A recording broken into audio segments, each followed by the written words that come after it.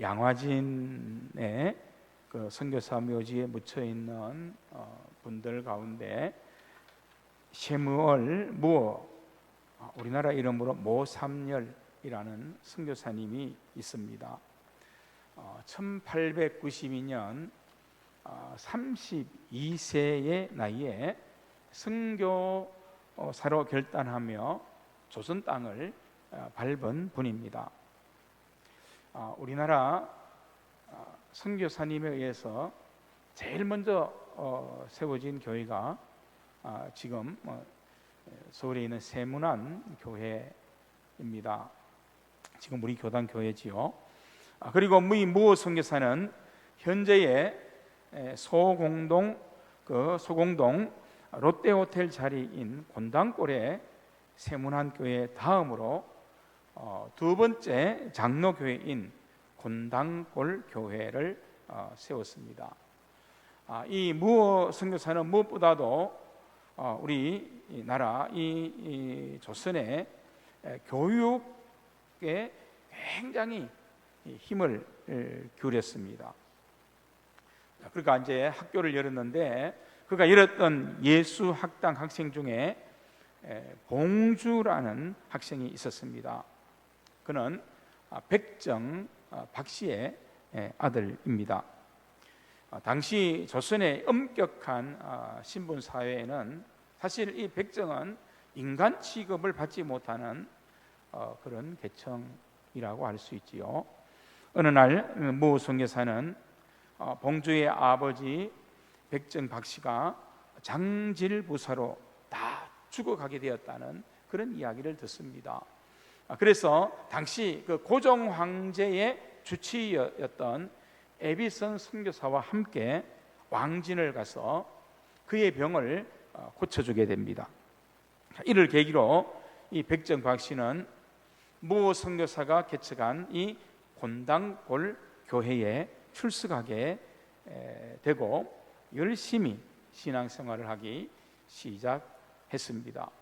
교회가 그를 기쁨으로 환영했습니다. 뿐만 아니라 그에게 박성춘이라는 그런 이름을 지어주고 그리고 세례를 베풀어 주었습니다. 그런데 문제가 생겼습니다. 이 곤당골 교회에 양반 성도들이 이 백정과는 함께 예배를 드릴 수 없다고 선교사에게 항의를 한 것입니다. 당시 사회 분위기를 보면 충분히 그럴 수도 있지 않겠습니까? 백정을 교회에서 내보내지 않으면 자신들은 교회를 떠나겠다 이렇게 한 것입니다. 당연히 이 무 선교사는 그들의 항의를 거절했습니다. 그리고 양반들을 오히려 설득하기 시작했습니다. 그러자 양반들은 교회에 출석하는 대신에 이번에는 그러면 이 양반과 백정이 앉는 자리를 이렇게 구분해 달라 이렇게 요청합니다. 그러나 무 선교사는 교회에서 이런 차별이 있을 수 없다 그렇게 말합니다. 결국 양반들은 그 교회를 떠나 흥문동에 따로 교회를 개척하게 되었습니다. 여러분 같으면 어떻게 했을 것 같습니까? 교회가 텅 비게 되자 난처해진 이 박성춘은 그 자리를 채우기 위해 열심히 백정들에게 전도하기 시작했습니다. 그렇게 백정들이 모인 이 곤당골 교회는 당시에 백정교회로 그렇게 불리게 됩니다. 그런데 시간이 지나면서 그 후에 갈라져 나갔던 이 홍문동 교회의 양반들이 자신들의 잘못을 뉘우치고 다시 돌아오게 됩니다. 하나님의 큰 은혜였지요. 그래서 이 두 교회를 통합해서 만든 교회가 바로 현재 인사동에 있는 성동교회입니다. 당시 교인이 100명이었는데 그 중에 30명이 백정이 되었다고 하니 이 얼마나 놀라운 일입니까? 더욱 놀라운 사실은 이 성동교회에서 백정 박성춘이 장로가 됩니다. 그리고 그 후에 왕의 후손이었던 왕손이었던 이재영이라는 사람도 장로가 되었다는 것입니다. 당시 조선의 신분 사회에서 정말 말이 안 되는 일이죠. 백정과 왕족이 한 교회에서 같은 장로가 되었다는 것은 참으로 놀라운 일이었습니다. 만일 무 선교사가 교회를 떠나가는 양반들의 이야기만을 들었다면 어떻게 되었을까요? 주님의 교회는 인간들의 생각, 그 기초 위에 세우는 것이 절대 아닙니다. 믿음의 고백 위에 세워지는 것이 교회이지 않습니까? 당시 이 승동교회에서는 박성춘을 포함한 백성들이 이 무 선교사의 후원과 지도를 받으면서 이 백정 해방을 위한 탄원서를 조선 정부에 계속해서 제출하게 됩니다. 백정들의 신분을 바꾸어달라. 그리고 그들을 그 억압된 노예와 같은 그 삶에서 자유하는, 해방을 달라는 그런 탄원서를 계속 제출하게 됩니다. 그리고 드디어 놀랍게 이 백정도 국민의 자격을 얻어 호적에 오르는 감격을 누리게 됩니다. 그때까지는 호적도 없었던 거죠. 이 기독교의 영향이 얼마나 컸는가 하는 것을 우리가 사회적으로도 알게 되는 거지요. 그래서 여러분, 이 일이 130 4, 5년 그 전 정말 이 땅의 조선에서는 정말 가히 혁명적인 일로 그렇게 알려지게 된 것입니다. 이 무 선교사는 선교사로 사역을 한 지 14년 만인 1906년 장티부스에 걸려 46세의 나이에 세상을 떠나 이 양화진 선교사 묘지에 묻히게 됩니다. 근데 놀라운 역사는 백정 이 박성춘의 아들 봉주가 세브란스 의대의 전신인 제중원 의학과의 1기 졸업생이 되었다는 것이죠. 그리고 10년 후 모교에서 설립자인 에비슨 선교사와 함께 교수를 재직하게 되었다는 것입니다. 그의 이름은 박서양입니다. 여러분, 이 사실이 우리는 그냥 지나간 역사이기에 대수롭지 않게 그렇게 생각할지 모르지만 그 당시 상황으로 봐서는 놀라운, 정말로 그런 어떤 혁명적인, 완전히 변화시키는 그런 새로움의 일이지 않습니까? 정말 말씀에 순종했던 그 한 사람으로 인해서 이렇게 조선 땅에 하나님의 역사가 일어난 놀라운 은혜가 임한 것입니다. 여러분, 이 이야기로 오늘 설교를 시작하는 것은 하나님을 믿는 우리가, 하나님은 살아계신 하나님, 역사하신 하나님이지 않습니까? 그렇다면 이 한 사람의 결단으로 이렇게 놀랍고 위대한 역사가 만들어진다는 거죠. 하나님이 일하신다는 것입니다. 정말 그 당시로 보면 정말 놀라운 그런 사건이지 않습니까? 그 가운데 역사하시고 승리하신 하나님, 정말 그분의 나라는 위대하고 대단한 것이지요. 그리고 그분의 명령은 약속한 대로 다 이루시는 신실하신 하나님의 약속 가운데 이루어지는 성취라는 것을 분명히 우리는 보게 되어집니다. 마르다 헌틀리라는 분이 나중에 책을 한 권 쓰게 되는데요. 그 책 이름이 뭐냐 하면 바로 한국 개신교 선교 역사라는 그런 책입니다. 근데 그 책에 보면 이때의 이 사건이 얼마나 대단한 사건이었는가를 그 기록에 자세히 기록을 하고 있는 것을 볼 수 있습니다. 그것이 뭐냐 하면 바로 이것은 전 세계적으로 볼 때도 가장 놀라운, 정말 세계를 뒤집어 놓는 사건이다. 그렇게 기록을 하고 있습니다. 선교사로 말미암는 이 백정의 역사가 이런 놀라운 그런 역사로 그렇게 기록하고 그렇게 전해졌다는 겁니다. 그는 이렇게 말합니다. 미국의 에브라임 링컨 대통령의 노예 해방 선언을 얻은 미국 흑인들의 기쁨은 한국 백정들의 기쁨보다 결코 더 크지 않았다라고까지 그렇게 표현을 했다는 것입니다. 여러분, 살아계신 하나님의 역사는 이처럼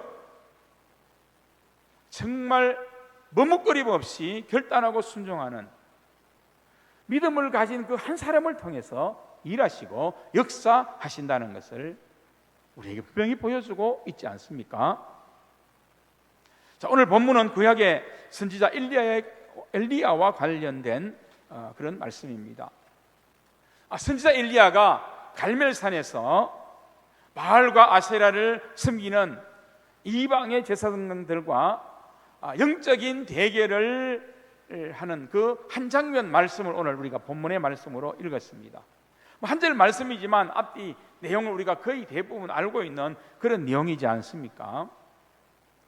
이 한 절 말씀인데요, 오늘 이 한 절 말씀이 어떻게 보면 이스라엘 그 왕정 시대의 중심이 되는 그런 말씀이다 하는 거지요. 솔로몬 왕 이후에 이스라엘이 남유다와 북이스라엘로 분열이 됩니다. 그리고 수많은 왕이 세워졌고 그리고 사라졌습니다. 그리고 이스라엘의 역사가 그렇게 계속 이어져 나간 것입니다.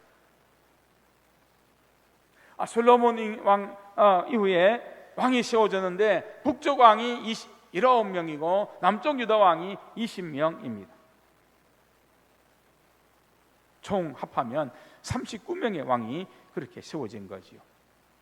그리고 더불어 선지자 엘리야 외에도 많은 선지자가 등장하는데 선지자가 18명, 18명입니다. 그리고 왕들 가운데는 선한 왕도 있었지만 악한 왕이 더 많았습니다. 어떻게 보면 참 아이러니한 그런 일이지요. 하나님의 말씀이 임하고 하나님이 강력하게 역사하는데도 하나님을 거역하고 우상 숭배에 빠졌던 교만한 왕들이 더 많이 일어났다는 것이 어떻게 보면 참 이게 좀 아이러니 아닙니까? 어떻게 보면 그만큼 구약 시대에는 이스라엘을 둘러싼 이방 나라의 압박이 강했다는 것을 알 수 있습니다. 그리고 또 신앙적으로 영적으로 볼 때 이스라엘을 둘러싸고 있는 이 악한 영들의 세력, 그들이 강력하게 이 이스라엘을 둘러싸고 있었다. 정말 정신을 차리고 근신하고 껴있지 않으면 집어삼키운 바 되어버리는, 그러니까 왕들이 타락하고 교만해서 우상숭배 그렇게 빠졌던 것 아니겠습니까? 끼어있어야 되는데 악한 영들의 세력이 그만큼 강력하게 이스라엘을 둘러싸고 있었다는 것도 우리는 말씀들을 통해서 보게 되어지는 것입니다. 그리고 교만한 왕들이 얼마나 타락했는지 모릅니다. 진짜 왕이신 하나님을 받아들이지 않고 거역한 거죠. 불순종했습니다. 그리고 무상 숭배했습니다. 육체의 본성, 죄의 본성을 더 따르는 왕들이 되어버렸다. 다윗 왕과 같은 그 믿음의 길을 따르지 않았다라고 이렇게 평가하는 그 말씀을 우리는 참 많이 성경을 읽으면 보게 되어지는 것이지 않습니까?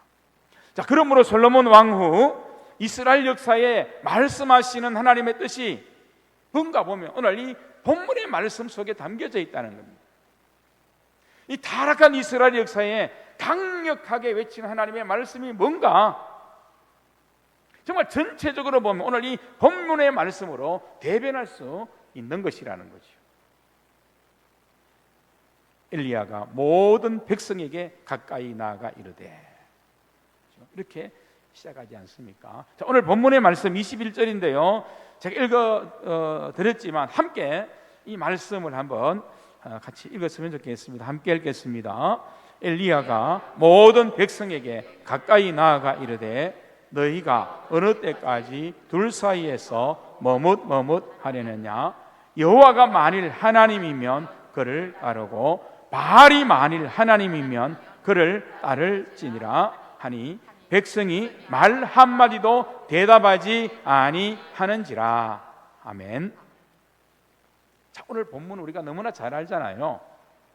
자, 이스라엘의 그 위대한 선지자 엘리야와 바알과 아세라를 섬기는 이 850만 명의 영적 대결이 이 갈멜산에서 그렇게 펼쳐진 것입니다. 정말 그 갈멜산에 가보면 지금도 그 제단이 있고요.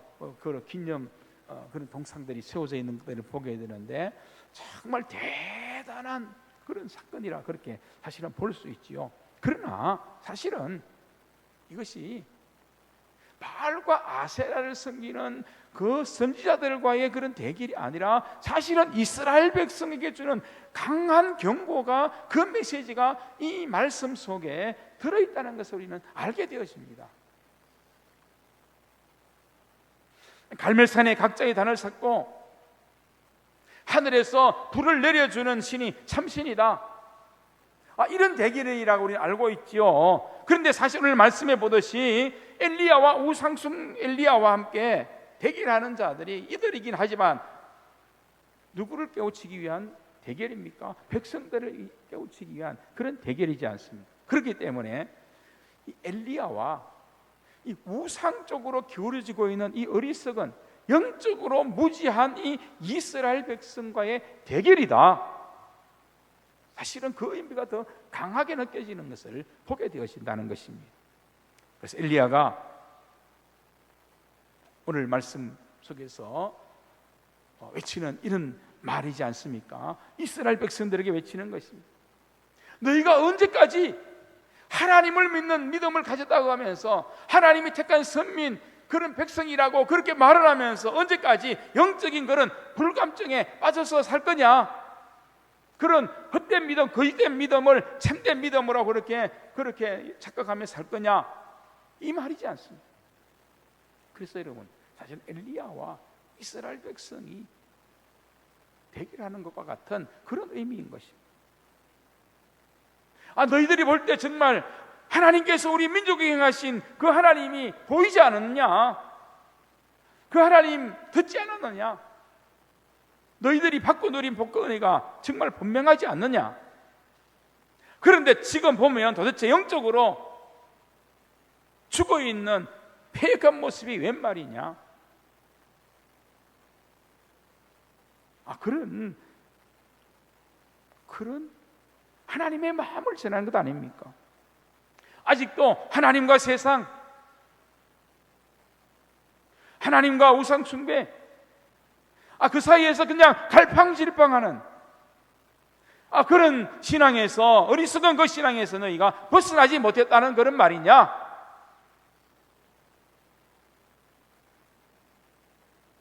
패역한 그들에게 갈멜산에서 진짜 하나님이 누구신지를 그래서 선지자 엘리야가 보여주고 있습니다. 하나님만이 불을 내려 응답하시는 진짜 너희 하나님이시다. 하나님께서 풍성한 이제 농경지에서 비를 내려주시는 그 하나님이다 하는 것을 그렇게 보여주는 그런 말씀입니다. 지금 이스라엘 백성이 그쳐온 그 광야에서 하나님이 함께 하지 않았느냐? 그 하나님께서 지금 이 농경지 사회에 이제 정착해서 사는 이 가나안에서도 여전히 그 하나님이 너희 하나님이 된다. 그리고 너희를 인도하시는 하나님, 너희의 복 주신 하나님이 바로 그 하나님이 된다는 것을 이 사건을 통해서 이스라엘 백성들에게 가르쳐주고 깨우쳐주는 강력한 영적인 그런 말씀, 그런 깨우침이 있는 이 본문의 말씀임을 우리는 분명히 알 수 있습니다. 너희가 그 하나님 분명히 보고 듣고 그 하나님을 믿는다고 하지 않았냐? 그런데 왜 이 아직 둘 사이에서 머뭇거리느냐? 그러므로 이제 더는 머뭇거리지 말라. 이것이 우리를 구원하시고 부르시는 하나님의 마음이다. 엘리야는 이것을 이스라엘 백성들에게 분명히 전하고 있는 것입니다. 여러분, 오늘 앞서 말씀드린 선교사님 그 한 분의 순종과 결단, 그리고 오늘 선지자의 엘리야의 순종과 결단은 결코 다르지 않습니다. 그리고 하나님의 일하심, 그 역사하심도 여러분 결코 다르지 않습니다. 한 젊은이가 지혜로운 왕에게 찾아가서 물었다고 합니다. 폐하, 내가 이 세상에서 성공하고 싶은데 어떻게 하면 성공할 수 있는지 비결을 좀 가르쳐 주십시오. 그러니까 왕이 물이 가득한 물동이를 이 젊은이에게 주면서 이 물동이를 쥐고 시장을 한 바퀴 돌아오면 그 비결을 알려주겠느라 그렇게 약속했습니다. 그 대신에 시장을 한 바퀴 돌아오는 동안에 그 물이 흘러내리지 않도록 조심해야 된다. 만약에 물이 한 방울이라도 흘러 떨어지면 그때는 너의 생명을 거두겠다. 그렇게 선포한 겁니다. 정말 뜻밖에도 지혜를 구하러 갔다가 생명을 걸게 된 것이지 않습니까? 그래서 이 젊은이가 물동이에 물을 흘리지 않게 발걸음을 뗄 때마다 온 마음을 다하고 온 신경을 다하고 집중해서 그렇게 시장을 돌아왔습니다. 그때 왕이 청년에게 물었습니다. 내가 시장 바닥에서 무엇을 보았느냐? 또 무슨 소리를 들었느냐? 그제야 청년이 이 물동이에 집중하느라 그 복잡하기 짝이 없는 시장에서 아무것도 보지 못하고 듣지 못하였다는 사실을 비로소 깨달았습니다. 청년이 굉장히 불안해서 마치 죄라도 지은 듯이 기어가는 목소리로 대답했습니다. 폐하, 머리에 입고 한 이 물동이 때문에 송구스럽게도 듣거나 본 것이 아무것도 없습니다. 그 말을 들은 왕이 인자한 음성으로 이렇게 말했습니다. 그대가 집중하는 것을 위해 세상의 모든 소리와 유혹으로부터 그대를 차단하는 것이 그대가 성공할 수 있는 유일한 길이라네 라고 그렇게 말했다는 것, 한 번쯤 아마 여러분 들어봤을 그런 이야기지 않습니까? 내가 집중하는 것, 그러면 세상의 모든 소리와 유혹으로부터 그들을 차단하고 거기에만 집중하면 된다는 것, 그 말이지 않습니까? 여러분, 성경은 분명히 말씀합니다. 우리가 하나님을 나의 하나님으로 믿는다면, 나의 왕으로 고백한다면 어떻게 말씀합니까? 두 마음을 품지 말라고 말합니다. 한 마음 한 뜻을 품고 하나님 여호와를 사랑하고 그만 섬기라, 그렇게 성경은 분명히 말씀하고 있지 않습니까? 요한일서 2장 16절 17절, 오늘 새벽에 우리가 함께 본 그런 말씀입니다. 이렇게 말씀합니다. 이는 세상에 있는 모든 것이 육신의 정욕과 안목의 정욕과 이생의 자랑이니, 이런 것들은 다 아버지께로부터 온 것이 아니요 세상으로부터 온 것이다, 이렇게 말씀했습니다. 그러면서 17절에 이렇게 말씀하지요. 이 세상도 그 정욕도 지나가되 오직 하나님의 뜻을 행하는 자는 영원히 거하느니라. 여러분, 영원한 것이 분명하지 않습니까? 우리가 믿고 집중해야 될 것이 더욱 분명하다는 것이 성경 말씀에 이렇게 자세히 기록이 되어 있습니다. 그러면 여러분, 이제 우리 하나님을 믿는다고 할 때 이제 더욱 우리는 머뭇거려서는 안 되는 거죠.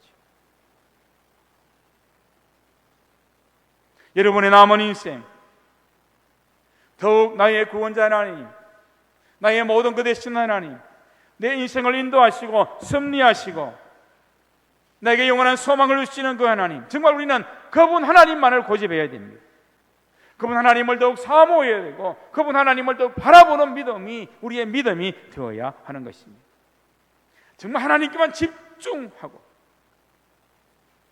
그리고 우리를 살리는 생명의 말씀에만 집중하게 되기를 바랍니다. 여러분, 구약성경 역대상 29장 12절 이하에서 다윗 왕은 이렇게 간증하며 고백하지 않습니까? 여호와여, 위대하심과 권능과 영광과 승리와 위엄이 다 주께 속하여 사오니 천지에 있는 것이 다 주의 것이로소이다. 여호와여, 주권도 주께 속하여 사오니 주는 높으사 만물의 머리이심이니이다. 12절 말씀입니다. 부와 귀가 주께로 말미암고 또 주는 만물의 주제가 되사 손에 권세와 능력이 있사오니, 자, 모든 사람을 크게 하심과 강하게 하심이 주의 손에 있나이다. 누구의 고백이라고요? 다윗의 고백입니다.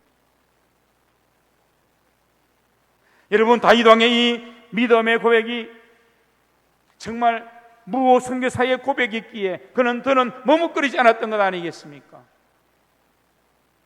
비록 젊은 나이에 이 땅에서 생명을 마치고 하나님의 부름으로 나아가는 그런 삶이었지만 그 삶은 결코 짧지 않는 그런 삶이고 모자람이 없는, 후회 없는 그런 분명한 삶이지 않습니까? 놀라운 것은 여러분, 그런 어떤 머뭇거리지 않는 결단과 순종을 하나님을 믿는 믿음으로 나아갔을 때 이 나라에 어떤 역사가 일어났습니까?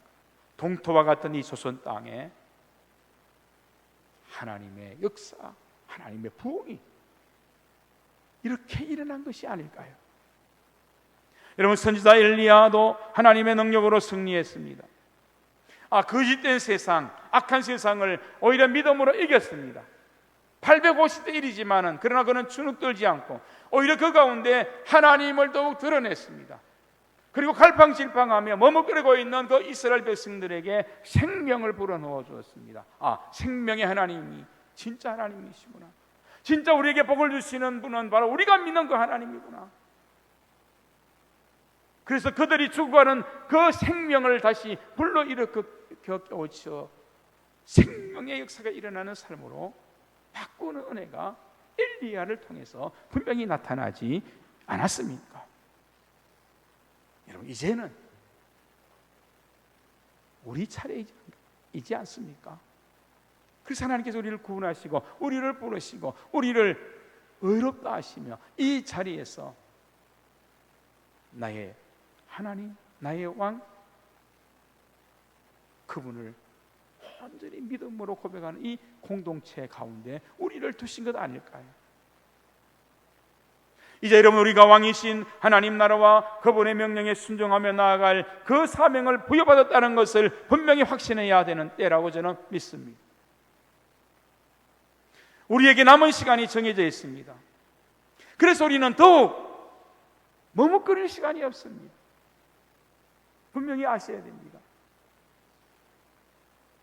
이제 이 약한 세상 속에서 오늘 엘리야와 같이 오늘 우리가 하나님의 불을 강구해야 할 때인 줄로 믿습니다.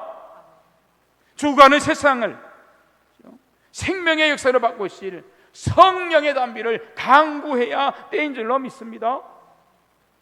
우리가 이제 그 믿음을 가져야 되는 거죠. 그 확신을 가져야 되는 거죠.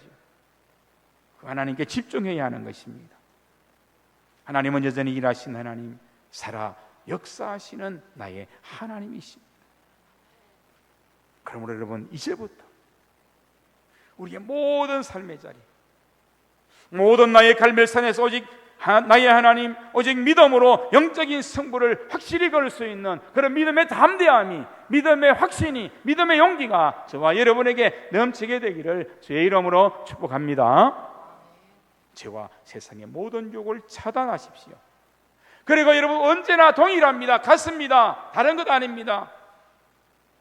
그 선교사님에게도 그랬고 이 엘리야에게도 그랬던 것처럼 다른 것 없습니다. 한번 따라서 하십시다. 오직 하나님, 오직 하나님, 오직 하나님이신 줄로 믿습니다. 엘리야의 하나님이 나의 하나님 되심을 믿습니다. 할렐루야. 기도하겠습니다.